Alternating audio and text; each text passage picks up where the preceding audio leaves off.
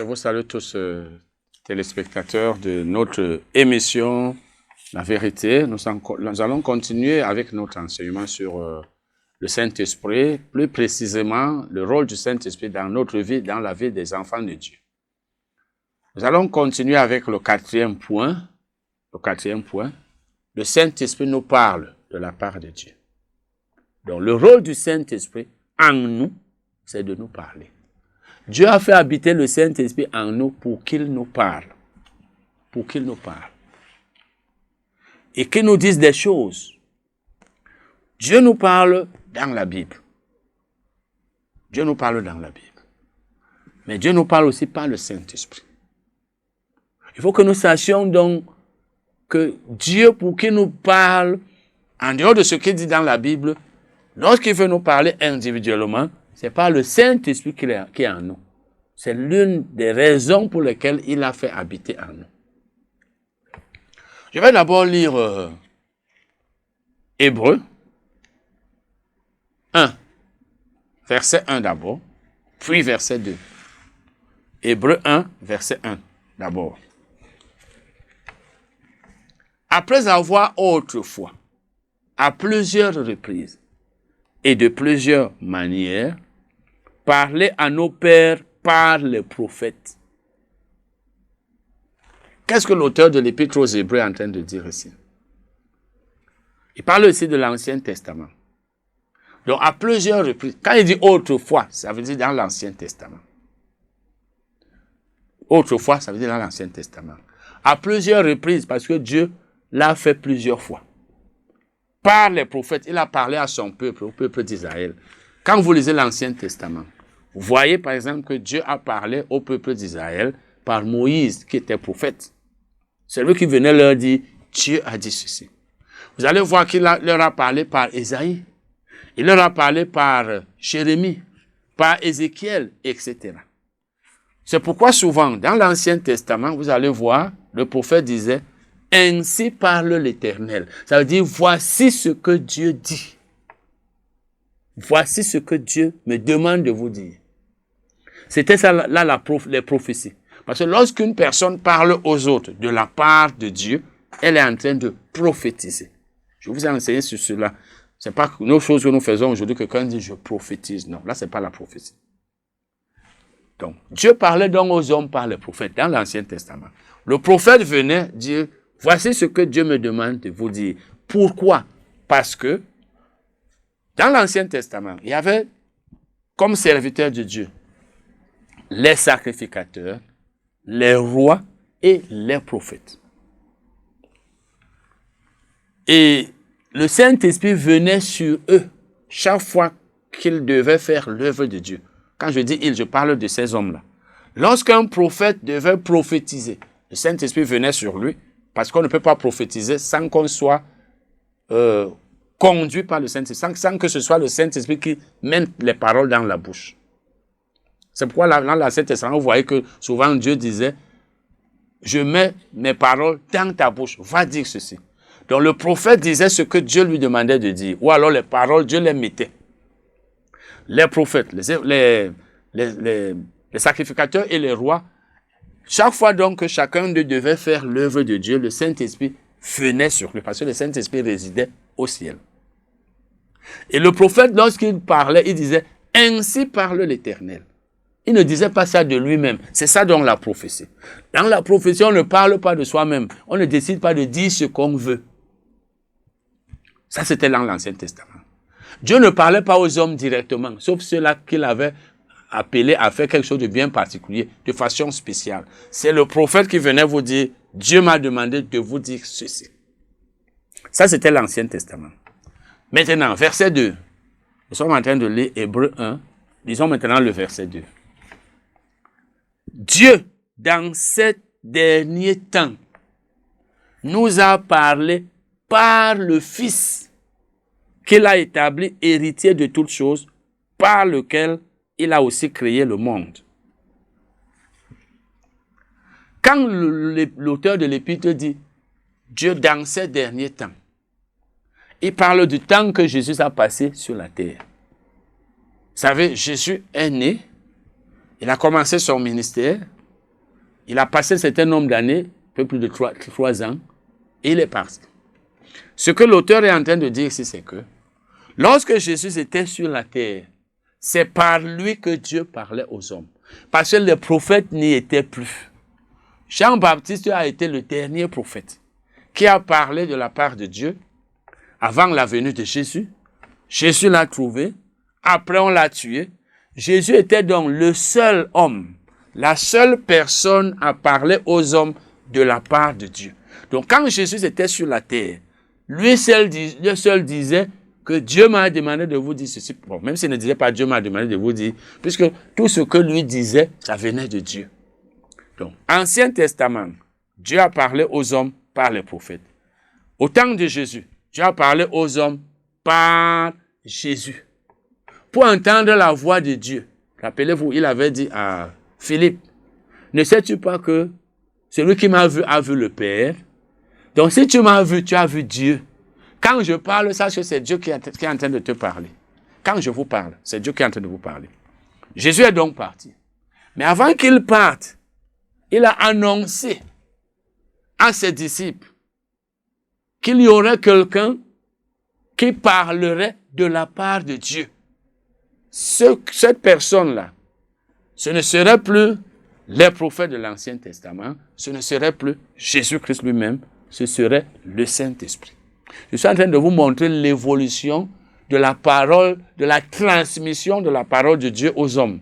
On va donc lire Jean 16, verset 13. Jean 16, verset 13. Quand le Consolateur sera venu, l'Esprit de vérité, il vous conduira dans toute la vérité. Car il ne parlera pas de lui-même, mais il dira tout ce qu'il aura entendu. Et il vous annoncera les choses à venir. Nous avons vu lors des enseignements précédents, lors des séances, lors des émissions précédentes, que c'est le Saint-Esprit qui est appelé consolateur. Jésus dit donc ici, quand le Saint-Esprit sera venu, c'est ce qu'il veut dire, quand le Saint-Esprit sera venu, parce qu'il n'était pas encore venu. Le Saint-Esprit était là avec Jésus, faisait l'œuvre de Dieu, mais Jésus devrait partir avec. Il leur a dit, quand je partirai, je prierai le Père, et il vous enverra un autre consolateur, l'Esprit de vérité. On a vu cela ici. Donc, Jésus dit donc, quand le Saint-Esprit sera venu, là c'était déjà une promesse, il vous conduira dans toute la vérité. Je vais profiter pour vous montrer ici le rôle du Saint-Esprit en dehors du fait qu'il nous parle de la part de Dieu. Le Saint-Esprit vous conduira dans toute la vérité. Et la vérité, c'est quoi? Jean 17, 17, Jésus dit à Dieu, dans la prière que nous qualifions souvent de sacerdotale, il dit à Dieu, ta parole est la vérité. Jean 17, 17. Donc c'est la parole de Dieu qui est la vérité. Lorsqu'il dit donc ici, le Saint-Esprit vous conduira dans toute la vérité. Ça veut dire le Saint-Esprit vous conduira dans toute la parole de Dieu.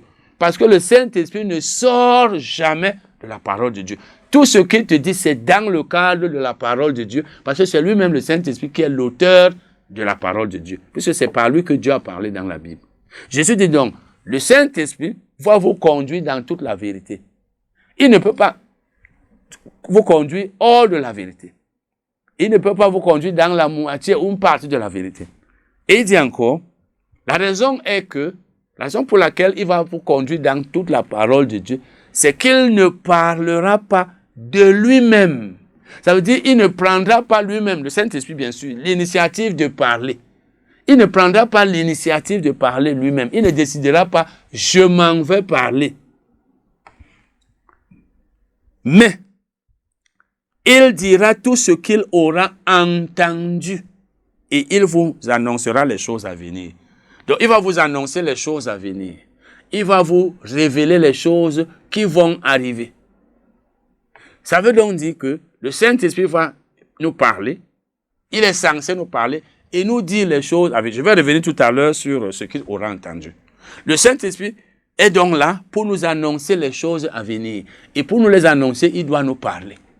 Les choses à venir, ça veut dire que ce qui va arriver dans tel nombre de mois, dans tel nombre de semaines, dans tel nombre d'années, le Saint-Esprit peut nous les annoncer. Et c'est ce que la Bible appelle la parole de sagesse. Dieu peut nous donner une parole de sagesse, c'est-à-dire il nous donne l'information, il nous donne la révélation des choses futures. Ce qui va arriver, il nous le dit. Même dans la prophétie, le Saint-Esprit peut nous dire les choses. Quand je parle de prophétie ici, c'est prophétie prédictive. Dans une prophétie prédictive, le Saint-Esprit nous dit ce qui va arriver.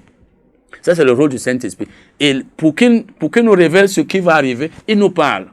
Mais ce qui nous intéresse le plus ici, c'est qu'il dit que, Jésus dit que le Saint-Esprit nous dira tout ce qu'il aura entendu. Ça veut dire que quelqu'un parlera, lui, il entendra et il nous le dira. Quand on te dit que quelqu'un va te dire ce qu'il aura entendu, ça veut dire qu'il ne va pas te dire quelque chose de lui-même, mais il va te dire ce qu'on lui a dit. Il va seulement te transmettre ce qu'on lui a dit. Donc, il est là pour te transmettre. Nous allons lire ça dans la Bible amplifiée. À partir de mai. À partir de mai. Là, à partir de car, là où lui second dit, car il ne parlera pas de lui-même, mais il dira, etc., etc. Nous allons lire ça dans la Bible amplifiée. La Bible amplifiée dit ceci. Car il ne parlera pas son propre message. Amplified Bible. Son propre message. Ça veut dire, ce que le Saint-Esprit te dira, ce ne sera pas son propre message, ce ne sera pas lui-même qui décidera de te dire telle ou telle chose, mais ce sera le message de quelqu'un d'autre. Et elle met donc entre crochets du Père, entre crochets elle-même, de sa propre autorité. Donc, le Saint-Esprit ne parlera pas de sa propre autorité. Il ne prendra pas la décision de parler. Mais il dira tout ce qu'il entendra. Et elle met entre crochets, la Bible amplifiée, du Père. Donc, et elle continue en disant entre crochets, il donnera le message qui lui a été donné. Le Saint-Esprit, donc, donne le message qui lui a été donné par le Père, c'est-à-dire par Dieu. Le Saint-Esprit transmet le message qui vient de Dieu. Ça veut dire que c'est par lui que Dieu nous parle. Pour que Dieu te parle, tu dois écouter la voix du Saint-Esprit. Pour que tu reconnaisses la voix de Dieu, que tu saches ce qu'il te dit, tu dois écouter la voix du Saint-Esprit. C'est notre enseignement. Qu'est-ce qu'il faut faire pour être sensible au Saint-Esprit? Donc, si tu dis que Dieu m'a dit, de nos jours, ça veut dire que c'est le Saint-Esprit qui t'a dit. En principe, c'est ça. Dans l'Ancien Testament, Dieu disait par les prophètes. C'est quand le prophète venait dire une chose à quelqu'un, comme disait, Dieu a dit. Mais aujourd'hui, c'est le Saint-Esprit. Donc, chaque chrétien doit savoir que pour que Dieu lui parle, il passe par le Saint-Esprit qui est en lui. Et vous savez, la Bible dit dans 2 Timothée 3,16, dans 2 Timothée 3,16, la Bible dit que toute écriture est inspirée de Dieu. Toute écriture est inspirée de Dieu. Ça veut dire quoi? Ça veut dire, l'écriture ici, c'est la Bible. La parole écrite. C'est ça l'écriture. Ça veut dire tout ce qui est écrit dans la Bible. Cela a été écrit. Tout ce qui est dit dans la Bible a été dit par des personnes inspirées du Saint-Esprit. Inspirées. Bien sûr, il y a les faits dans la Bible. On te dit que tel avait fait ceci, tel avait fait cela. Mais ce que la Bible veut dire ici, c'est que quand une personne a parlé dans la Bible, on a écrit cela. C'est le Saint-Esprit qui l'a inspiré. C'est le Saint-Esprit qui l'a inspiré. Donc, ça veut dire que c'est Dieu qui, par son esprit, qui est le Saint-Esprit, a inspiré la personne, comme par exemple les prophètes prophétisaient dans l'Ancien Testament. C'est le Saint-Esprit qui les inspirait. Dieu mettait ses paroles dans la bouche de la personne. Donc, le Saint-Esprit inspirait dans la personne, et la personne parlait de la part de Dieu. C'est pourquoi la Bible dit toute écriture est inspirée de Dieu. Ça veut dire que c'est Dieu qui était ou qui est l'auteur de toutes les paroles qui ont été écrites, mais il passait par une personne inspirée de son esprit. Ce qui veut dire donc que c'est le Saint-Esprit qui est l'auteur de toute écriture. C'est le Saint-Esprit qui est l'auteur de toute écriture. C'est lui, parce que c'est lui l'auteur de toute écriture. Puisqu'il est donc l'auteur de toute écriture, lorsqu'il nous parle, il va nous dire des choses qui s'accordent avec les Écritures. Mais ce que je voulais que vous sachiez, c'est que Dieu nous parlant dans la Bible, quand vous lisez la Bible, c'est Dieu qui nous parle dans la Bible. Quand la Bible dit ne manque pas, c'est Dieu qui te le dit. Quand la Bible dit ne vole pas, c'est Dieu qui te le dit. Quand Jésus dit pardonnez à vos ennemis, c'est Dieu qui nous le dit. Quand Paul nous dit ceci, cela dans les épîtres, c'est Dieu qui a inspiré Paul. Paul était inspiré du Saint-Esprit. Les Écritures, les épîtres, là, tout ça, Paul, Pierre, Jean, etc. Tout ce qu'ils disent là, c'est le Saint-Esprit. Donc, Dieu nous parle d'abord dans la Bible. Dans les épîtres, Dieu parle à l'Église. C'est le Saint-Esprit qui a inspiré ceux qui nous disent toutes ces choses dans la Bible. Ça, c'est la parole écrite de Dieu. Maintenant, la parole orale, quand le Saint-Esprit te parle, il habite en toi. Il habite en toi. C'est toujours le même Saint-Esprit qui te parle dans la Bible, qui te parle dans le cœur, dans ton esprit. Mais ce qu'il faut que tu saches, ce qu'il faut que nous sachions, c'est que quand le Saint-Esprit nous parle, c'est le Dieu qui est en train de nous parler. C'est ce que nous avons vu dans Jean 16, 13. Le Saint-Esprit vous dira, vous transmettra le message qu'il a reçu de Dieu. Sachons donc que Dieu nous parle par le Saint-Esprit. Et comme je vous l'ai dit, ça c'est un autre enseignement. Un autre enseignement, c'est-à-dire, vous enseignez ce qu'il faut faire pour être sensible au Saint-Esprit. Ce qu'il faut faire pour être sensible au Saint-Esprit, ça c'est un autre enseignement. Bon, maintenant, le Saint-Esprit, quand il te parle, il ne contredit pas la parole écrite. Parce qu'il y en a qui aiment dire, le Saint-Esprit m'a dit, Dieu m'a dit. Et lorsque vous examinez, même sans examiner, dès qu'il dit cela, vous vous rendez compte que ce qu'il dit contredit ce que la Bible dit. Ce n'est pas le Saint-Esprit. Parce qu'aujourd'hui, certains disent, moi j'ai une révélation. La révélation vient du Saint-Esprit. Et elle ne peut jamais contredire la parole écrite. Parce que dans la Bible, il y a le mot logos. Il y a le mot rhéma. Logos, c'est la parole écrite. Rhéma, c'est la parole révélée. Ce qui veut donc dire que le logos étant là, c'est-à-dire ce que la Bible dit, le rhéma ne peut pas venir contredire. Dieu, par le Saint-Esprit, a dit ce qu'il y a dans la Bible. Dieu ne peut pas, par le Saint-Esprit, contredire ce qu'il y a dans la Bible. Le problème qu'il y a dans l'Église aujourd'hui, c'est que quand nous ne maîtrisons pas les Écritures, nous ne maîtrisons pas la Bible, dès que nous avons nos fausses doctrines, nos pensées qui viennent, je ne sais d'où, souvent du diable, souvent de la chair, nous disons que c'est Dieu. Dieu ne se contredit pas. La Bible ne se contredit pas et ne se contredit jamais et ne se contredira jamais. Ce que le Saint-Esprit te dit, c'est toujours en harmonie, en accord avec ce que la Bible dit. Si une voix te parle, tu entends une voix, et tu te rends compte que ce qu'elle te dit, ce n'est pas ce que la Bible dit. Sache que ce n'est pas le Saint-Esprit qui t'a parlé, ce n'est pas Dieu. Alors, le Saint-Esprit, lorsqu'il nous parle, ne peut rien dire qui soit contre ce que la Bible dit. Ou alors différent, de sorte qu'il y ait des accords. Ce n'est pas le Saint-Esprit. Parce que c'est le Saint-Esprit qui parle dans la Bible. Il ne peut donc pas venir contredire ce qu'il a d'abord dit. Malheureusement, on se rend compte aujourd'hui que nous disons des choses, nous disons, le Saint-Esprit m'a dit.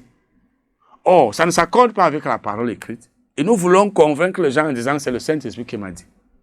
Je voulais donc parler de cet homme. Un frère me rencontre, il me dit, le dirigeant de leur assemblée, qui portait le titre d'apôtre, a fait une retraite. Il était en retraite quelque part, comme il dit souvent, dans les montagnes, sur les montagnes. Lorsqu'il revient, il leur dit, le Seigneur m'a demandé d'épouser 7 femmes qui vont travailler avec moi. Vous voyez les choses comme ça aujourd'hui, les gens vous disent des choses pareilles et vous croyez. Que quand on te dit, le Seigneur m'a demandé d'épouser 7 femmes, et tu dis non, Dieu lui a dit. C'est ce qui se passe aujourd'hui dans l'église. Certaines personnes croient tout ce qu'on leur dit. Non, c'est Dieu qui lui a dit. Quand quelqu'un te dit, Dieu m'a dit, ça veut dire le Saint-Esprit lui a dit. C'est comme une prophétie. les prophéties et les paroles orales, c'est-à-dire les paroles censées venir du Saint-Esprit, on les juge par la parole écrite. Dieu a dit, avant même de le dire, Dieu a donné à Adam une seule épouse, une seule femme.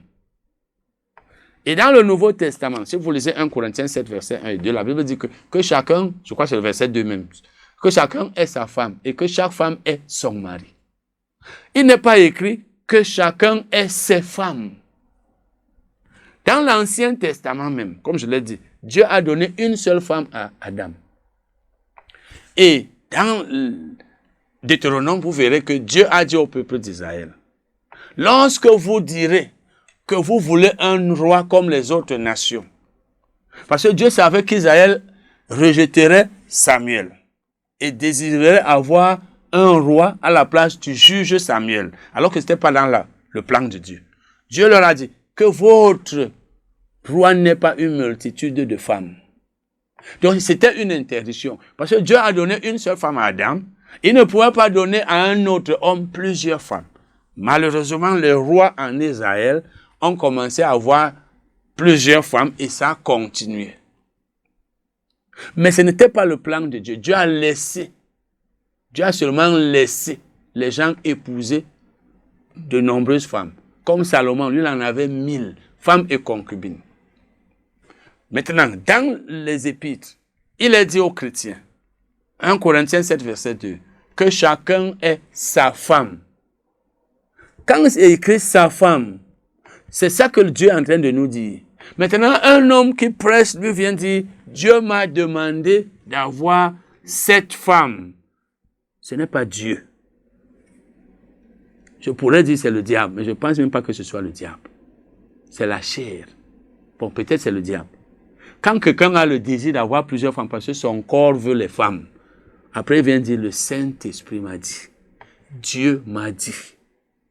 Je connais beaucoup de cas comme ça. Donc c'est pour vous dire, frères et sœurs, que Dieu nous parle. Mais ne venons pas dire des choses qui contredisent la Bible et on dit que c'est Dieu. Ce n'est pas Dieu. Le Saint-Esprit est là pour nous parler, mais pas pour se contredire. Voilà une sœur mariée. C'est une autre histoire.